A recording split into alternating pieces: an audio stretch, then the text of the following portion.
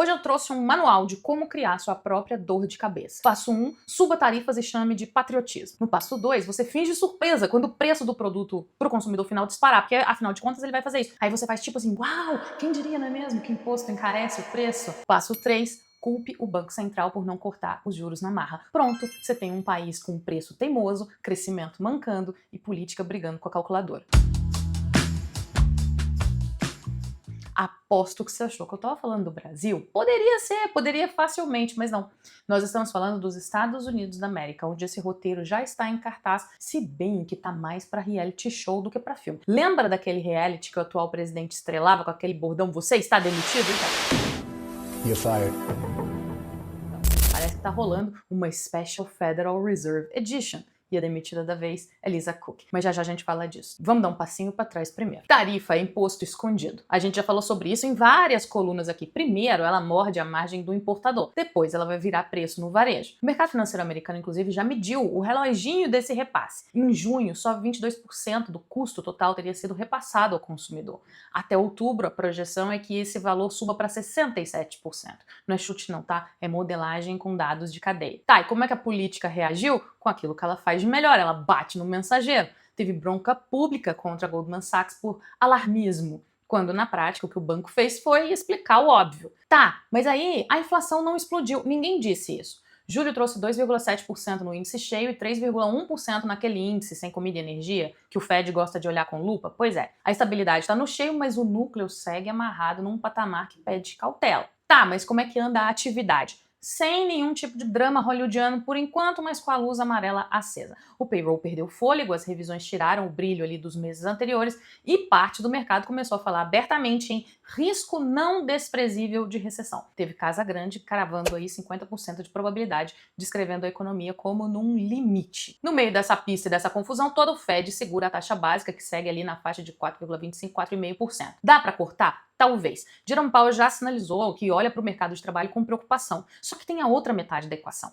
Se as tarifas pressionam a inflação, o espaço para usar e diminui. É a fronteira onde política comercial e política monetária batem a cabeça. Um pé pisa no acelerador do custo, o outro tenta dosar o freio no juro. Se isso fosse um debate técnico, ok, mas a política resolveu gritar no microfone. Tivemos o espetáculo de culpar a Goldman por dizer que tarifa encarece os produtos para o consumidor, a coisa mais óbvia do mundo, como se a lei da gravidade, por exemplo, precisasse de autorização para alguém falar sobre ela. E pior, a decisão inédita de demitir a chefe do BLS depois de um relatório de emprego ruim. Com acusações de manipulação, é importante dizer, acusações estas sem provas. Isso não baixa juros, isso sobe o prêmio do risco.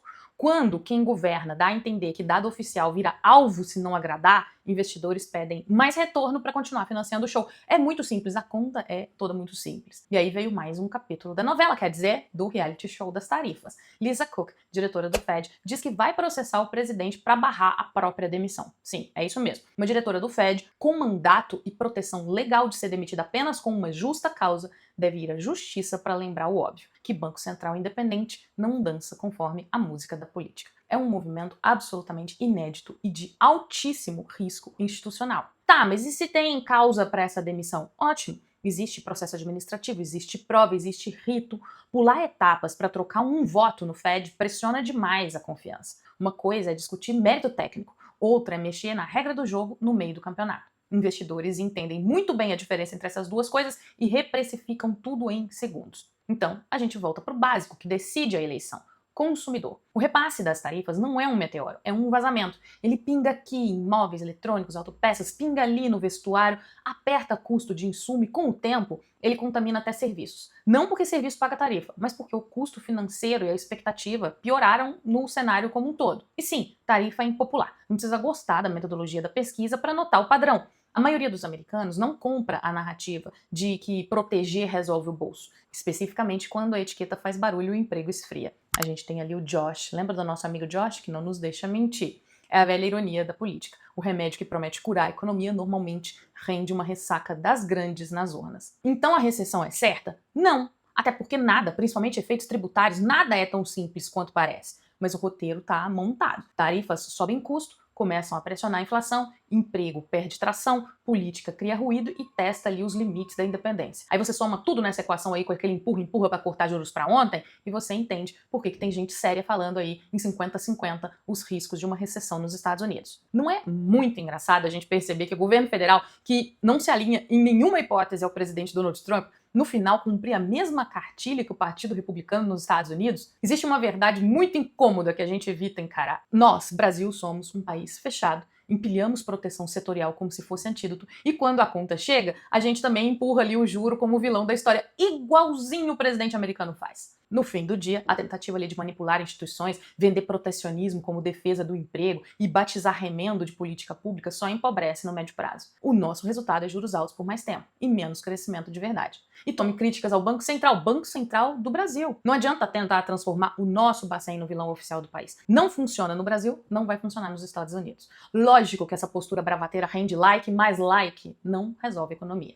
Não dá para ignorar. Os próprios Estados Unidos vivem lembrando que o Brasil é um caso emblemático de protecionismo. Barreiras, exceções, jeitinho tributário, e aí vem a ironia das ironias. Eles sabem que o nosso protecionismo não funcionou pra gente e aí estão querendo fazer igualzinho. Eu não consigo entender, eu não consigo alcançar esse raciocínio. Então vamos ser práticos pra gente encerrar aqui. O que separa o ai do ufa nos próximos 90 dias lá fora? 3 coisinhas simples e bem difíceis. Primeira coisa, o tal repasse das tarifas. Se a projeção que eu falei no começo dessa coluna, que previa que até 67% do custo das tarifas deve chegar no bolso do consumidor nos próximos meses, se isso se confirmar mesmo, a inflação não vai colaborar. Se o varejo decidir segurar a margem por mais tempo, ajuda a inflação, mas machuca a lucratividade e emprego. Segunda coisinha que a gente tem que prestar atenção, o timing do Fed. O Powell pode sim cortar, mas aí o mercado de trabalho pode piorar. Mas sem dúvida ele não vai atropelar as incertezas do efeito das tarifas na inflação. Terceiro ponto, política. Se a Casa Branca parar de chutar instituições, estatística oficial e Banco Central e deixar o processo rolar, todo mundo respira. Se insistir na marra, a conta vai chegar, mesmo com o Fed tentando amortecer. Por aqui, o beabá que não vira manchete. Abrir, simplificar, previsibilidade e fiscal crível. Toda vez que a gente escolhe o atalho, que é fechar o mercado para salvar o setor X, empilhar a exceção tributária e gritar contra a Selic do Bacen, o filme termina igualzinho. Inflação mais teimosa, juros altos por mais tempo, crescimento de voo de galinha. Eu sei que parece chato, enfadonho e repetitivo, mas é o que funciona.